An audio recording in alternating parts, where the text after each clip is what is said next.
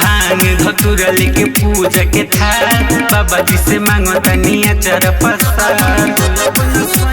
ए बाबा भांग धतुरा लेके पूजा के थाल बाबा जी से मांगो तनिया चर प्रसाद। सीलम जरा के दे हम डमरू के बजवहिया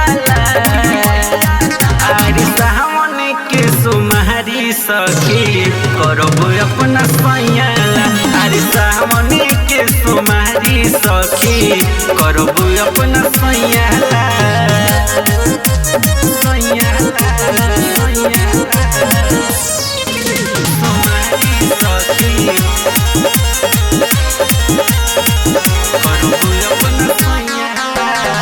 बोल बम बोल बम जय शिव बोल के आच से रहिया बहार हो पवन पवित्र गंगा के जल से बाबा के चरण पखारब हो।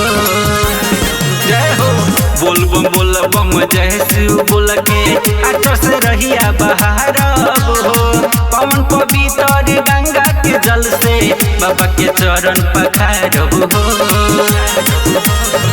भंगिया के गोला दे हम बसा के चरवहिया आरे सावन के सुमहरी सखी करब अपना सैयाला। अरे सावन के सुमहरी सखी करब अपना सैयाला।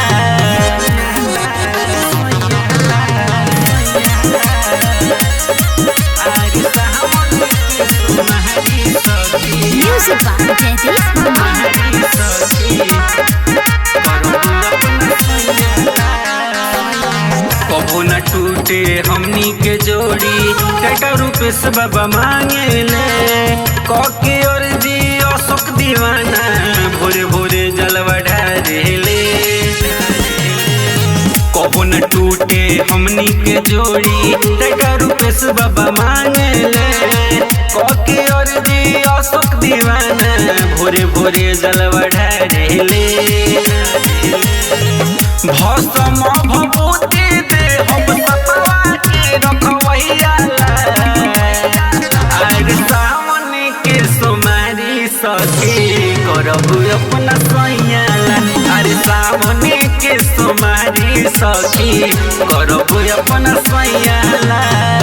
सत्य रिकॉर्डिंग स्टूडियो भलुआ चौक बरानी पा।